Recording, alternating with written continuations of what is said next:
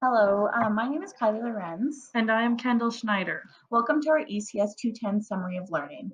This class was a big eye-opener for both Kendall and I. We learned so much about the curriculum, and I am speaking for the both of us when I say that initially we thought that the curriculum was just a big book that all teachers held, and it held all the outcomes and indicators for the class and its content. And we never thought about it beyond this context, but our definition of curriculum really only accounts for formal curriculum. For us, this idea that we had of curriculum was common sense. Kumashiro describes how common sense ideas provide individuals with a sense of comfort because they help us make sense of things repeatedly occurring in our everyday lives. Thus, we were comfortable with our basic understanding and thought it was the only understanding of curriculum that we needed. Firstly, this attitude was problematic because common sense is not necessarily common to all, but rather it is socially constructed by society, and thus the dominant culture has the greatest influence on the social norms that everyone should know and abide by. For this reason, common sense ideas vary based on location and culture, and only reflect the perspectives, values, and experiences of those who are privileged in society. Secondly, the common sense idea of curriculum only addresses formal curriculum. ECS 210 opened many doors to other types of curriculum and ways of thinking about curriculum that are critical for us to understand. So null curriculum is an interesting concept because rather than being things we learn, it is the things we don't. As educators, it is important for us to understand that we don't teach our students is applied to be irrelevant. Take, for instance, our experiences in grade school where topics such as racism, classism, and sexism were rarely addressed. Because we were never taught about treaties or the LGBTQ community, we never saw them as important parts of the schooling, but that is incredibly problematic and obviously not the case. It is important as educators to consider what sides of stories that we share in our classrooms are being left out to ensure that we are not teaching our students that certain perspectives are more important than others. Hidden curriculum refers to the unwritten, unofficial, and often unintended lessons, values, and perspectives that students learn in school. Some components of hidden curriculum, such as manners, sharing, and politeness, are beneficial for students to learn in schools, while others, such as ideas about gender roles, racism, or classism, are more worrisome. It is important that beyond the content of a lesson being taught, teachers remain aware of the underlying messages that their classrooms portray and are considerate of the diverse ways their students may interpret the ideas being presented. Okay, so now we are standing here facing four doors, and we're wondering what door we should open next. Learning that there were four different approaches to the curriculum, it got a little overwhelming, and as future educators, we were left with the question, what one do we use? The four approaches are curriculum as syllabus to be transmitted, curriculum as product, curriculum as process, and curriculum as praxis. Curriculum as a syllabus to be transmitted is a wanted curriculum that secures the English canon and is viewed as the classic idea of what should be taught. This connects back to Kumashiro, sharing that common sense is not necessarily common to all, but rather it is socially constructed.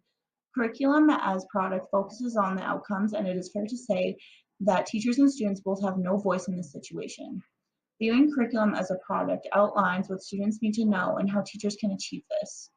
Curriculum as process includes the interaction of teachers, students, and knowledge that matters. It is no longer what is thought best for the students outside of the classroom, but more so a curriculum that is focused inside a classroom and what educators do to prepare and evaluate their specific students. Curriculum as praxis goes beyond the context inside the classroom by acknowledging reflection from students so educators can be responsive and work on any weaknesses that takes place in their specific classrooms. After deeper research and review, we conclude that opening up all four doors will lead to the best outcome. It is important that we teach subjects such as mathematics, science, and English as seen in the formal curriculum, but it is also extremely important for educators to learn or to listen to their students' reflections and include diverse thinking and different perspectives into their lessons. It is also important to have students understand topics and come to conjectures on their own as suggested by the praxis model. ECS 210 taught us that our understanding of curriculum development prior to this course was minimal and vague. Ben Levin opened our eyes to the power of politics regarding curriculum design and thus the influence that economy and people in authoritative positions have on deciding what should be taught in schools. Levin also pointed out that once a curriculum has been approved by the provincial government, it is not always implemented successfully in schools. One individual can have a significant influence on the design of formal curriculum, which is problematic because it shifts the focus from being on providing sufficient education for all students to meeting bias goals. Often, experts in a particular subject area are consulted when making the decisions about what should be included, but this can also be problematic because the result of expert-dominated choices will only be implemented successfully by other masters of the subject. As educators, it is important that we understand how designing formal curriculum is a political process and that we are aware of who is developing the formal curricula that we are required to implement. Throughout ECS 210, we start to realize the significance of teaching from place and being aware of the traditional understandings of the community that we will be teaching in. We must be aware of our positions in a community and commit to unlearning and relearning new perspectives to provide us from new insights in which our students will hold. This connects with Mike's story when he taught at Punachai High School and he asked to teach the students the lasting impacts of residential schools. He thought, how could he teach this to his students when his students were the ones living through it all, not himself? As educators teaching through curriculum as place, we will require us to enter a place of discomfort and admit to being part of isms such as racism, homophobia, or sexism.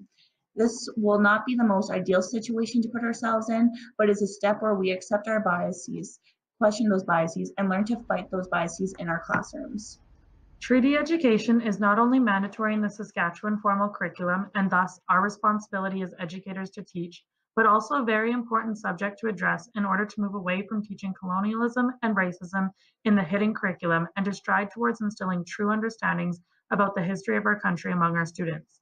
Teaching treaty education will require us as teachers to unlearn the societal narratives that we were raised with and change our perspectives concerning what it truly means to be a treaty person.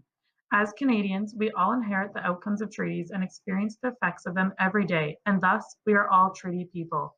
The decisions of the past have created the future of today, and we must acknowledge them and learn the truth about our country's past, which begins long before European settlement. As educators, we are responsible for demonstrating respect and admiration for the people who began on our land and initiating conversations so that treaty education becomes a natural and comfortable subject to learn. Curriculum as citizenship is another view of curriculum that does not fit the common sense understanding of curriculum that is instilled in our society. We believe that all educators would agree that we are accountable for guiding our students to become good citizens, but the question then becomes what makes a citizen good. Again, this discussion faced us with a wall of three doors, and the question became which shall be opened. As citizens, it is important that we are law abiding and paying our taxes, but our responsibilities travel well beyond these personally responsible actions.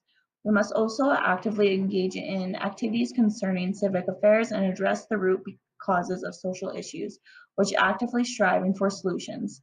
Thus, we conclude that once again, all three doors should be opened.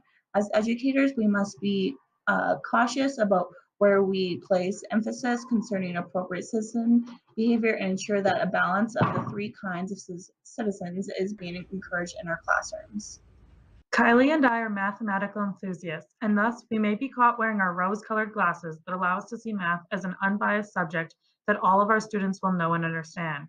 Through our discussion concerning curriculum as numeracy, we have learned that this idea may not all be wrong, because we indeed are all mathematical people. However, mathematics is not the universal subject that the formal curriculum portrays it as. Eurocentric views of mathematics control the school system, but despite their dominance, other brilliant perspectives of mathematics do exist and are deserving of being acknowledged and implemented.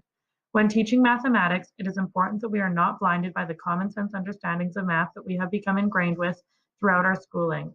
We are all mathematical beings, and it is our goal as educators to develop classrooms where all students are inspired to discover their mathematical abilities and learn math from various perspectives.